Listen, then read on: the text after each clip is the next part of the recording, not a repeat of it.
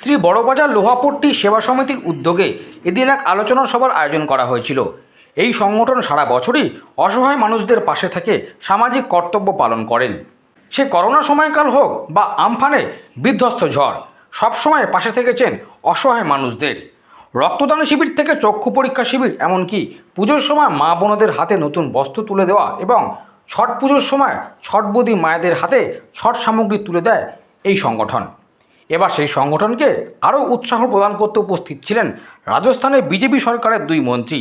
এছাড়াও ছিলেন কলকাতা পৌর নিগমের বিজেপি কাউন্সিলর মীনা দেবী পুরোহিত, কলকাতা উত্তর লোকসভা কেন্দ্রের বিজেপি প্রার্থী তাপস রায়। তিনি এই অনুষ্ঠানে এসে সবার কাছে ভোট প্রার্থনা করলেন।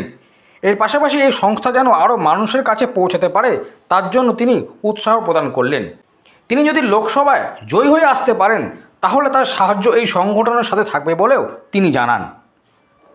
কলকাতা থেকে অরিন্দমের রিपोर्ट, বঙ্গ সংবাদ। दौड़ रही है, एक एक बच्चा यहाँ हर एक चप्पा ने ये तय कर दिया कि ममता दीदी की विदाई करनी है। यहाँ आम आदमी प्रताड़ित है, संदेश खाली जैसी घटनाएं हर मोहल्ले में है। यहाँ सब लोगों ने ये तय कर लिया है कि ममता दीदी के पूरात से इस बंगाल का पीछा छुड़ाना है। नरेंद्र मोदी जी को तीसरी बार देश का प्रधानमंत्री बनाना है। इसके लिए बंगाल का आवाम ने कमर कस रखी है और इस बार बंगाल में देखने लायक सीटें आएगी। पिछली बार से डबल सीटें बंगाल में आएगी। बंगाल के आवाम ने ये कमर कस रखी है कि दीदी का रास्ता बंद कर देंगे बंगाल से। जिस प्रकार आम आदमी को प्रताड़ित किया जा रहा है, हर छोटी मोटी चीज के अंदर इन्होंने कट करने का, पैसा लेने का काम कर रखा है, लोगों को कमीशन खोरी का काम कर रखा है, उसको बंद करने के लिए यहाँ की बंगाल के आम आवाम ने कमर कस रखी है। अपन बात करें इस उत्तर लोकसभा क्षेत्र की, तापस राय आज बड़ी जिम्मेदारी से कह रहा हूँ, तापस राय भारी मतों से लोकसभा में यहाँ का प्रतिनिधित्व करेंगे। আমি সবাই একটাই বলবো কি সবাইকে ভোট করবে। আমি সবাইকে রিকোয়েস্ট করবে যা পার্টিকে দিন, কিন্তু ভোট অবশ্যই করবে। আমার একটাই বক্তব্য আছে, কিছু হবে না, ভোট দিতেই হবে। অ্যাসোসিয়েশনকে রিকোয়েস্ট করবো, সবাই ব্যাপারী রিকোয়েস্ট করবো, সবাইকে অ্যাডভার্টাইজমেন্ট আমরা করবো কি সবাইকে ভোট চলছে। এটা যে গরম পড়ছে এর মধ্যে আমার সবাই মিলিয়ে একটা প্রোগ্রাম করেছে 8 মাস পর্যন্ত ডাইজেশনের জন্য ফ্রি সিকেঞ্জি, ঠান্ডা জল সবাইকে ডিস্ট্রিবিউট করবে। আর আমাদের এখানে 7টা 8টা ক্যাম্প হয়ে গেল। আর ডেইলি আমরা 3 ঘন্টার মধ্যে 4000 থেকে 5000 গ্লাসটা আমরা সার্ভ করি। সবাই আমার ফ্রি অফ কস্ট আছে। আর এটা মোটামুটি আমার অনুমান আছে জুন মাস পর্যন্ত চলবে।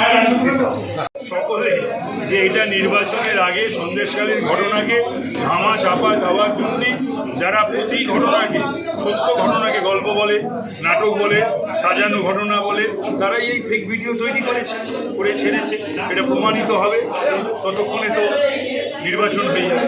এবং মাননীয় মুখ্যমন্ত্রী একবার কেন্দ্রীয় সরকারের জর্জ ফার্নান্ডেজের একটা ইস্যুতে একটা কোনো ঘটনা ঘটেছিল, দুর্নীতি, তার জন্য তিনি পদত্যাগ করেছিলেন। আমাদের বাংলায় 2011-তে তৃণমূল এসেছিল, তারপরে 13-14 সাল থেকে নানান ধরনের স্ক্যাম একটার পর একটা চলছে।